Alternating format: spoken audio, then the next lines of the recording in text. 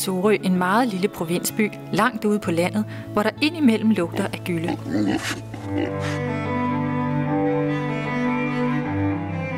Alligevel har store tanker spiret her gennem århundreder hos f.eks. Holberg, Grundtvig og Ingemann.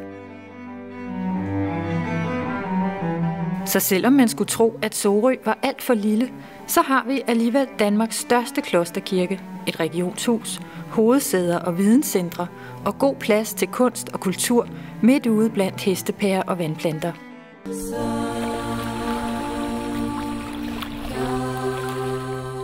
Sorøs placering ved vandet gør, at 12 munke fra Frankrig bygger et af Danmarks mest betydningsfulde klostre netop her. De medbringer også den sunde og livskraftige grøntsag, skvalderkålen.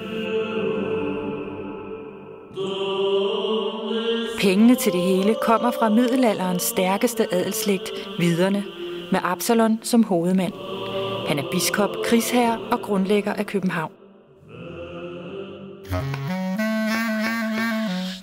Absalons historiker Saxo låner fra munkenes bibliotek, fyldt med brugbar lærdom.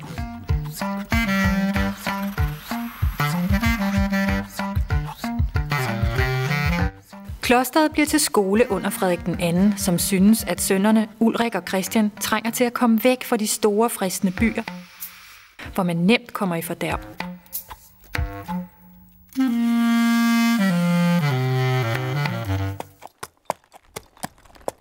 Som voksen starter Christian den 4. selv et akademi og reformerer uddannelsen, så den kan måle sig med udlandet. Det er på den tid, at akademiet bliver universitet og udmærker sig særligt inden for undervisning i naturvidenskab.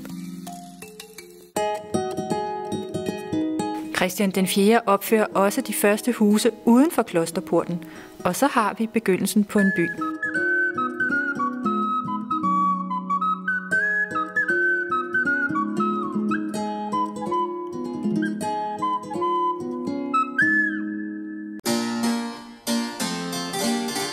En af dem, der bliver færdige på Christian den 4. universitet, er Anders Bording. Det er ham, der udgiver den allerførste danske avis, dengang skrevet på vers.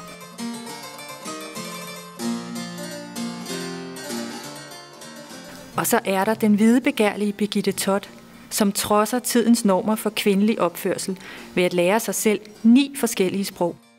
Og så er hun kvinden bag den første danske klassikeroversættelse.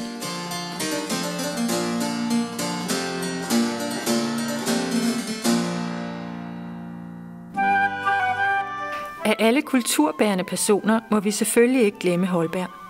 Hans komedier er kendt af de fleste, men få ved, at han faktisk fordobler, hvad der findes af litteratur på dansk i sin egen levetid. Han køber 2 gårde i omegnen af Sorø, og så redder han akademiet fra økonomisk ruin ved at testamentere sin formue til stedet.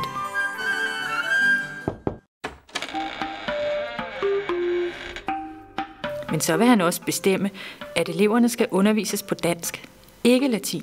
At de gerne må tænke selv, gå i dialog med læreren og læse udenlandske aviser.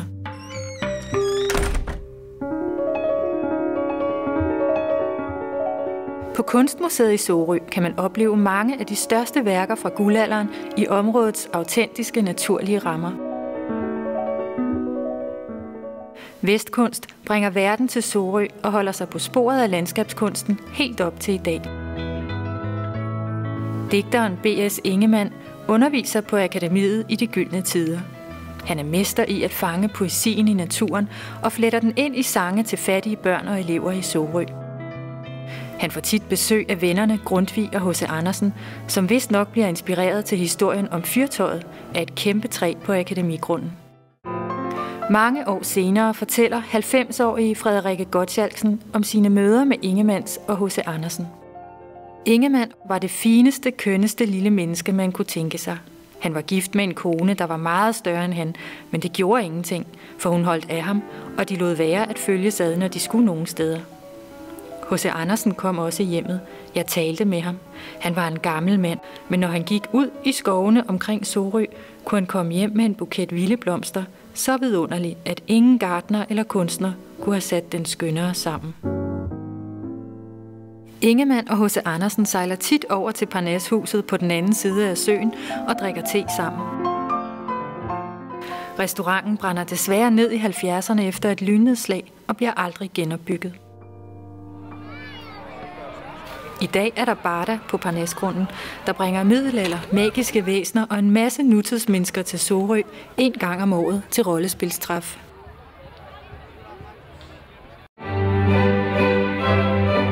Og folk fra hele landet tiltrækkes hvert år af tonerne fra den internationale musikfestival i Klosterkirken.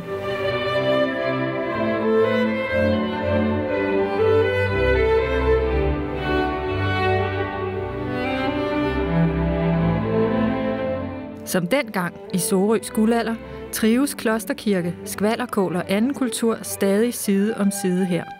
Og der er stadig masser af plads til alle, der bare vil lade tankerne flyde.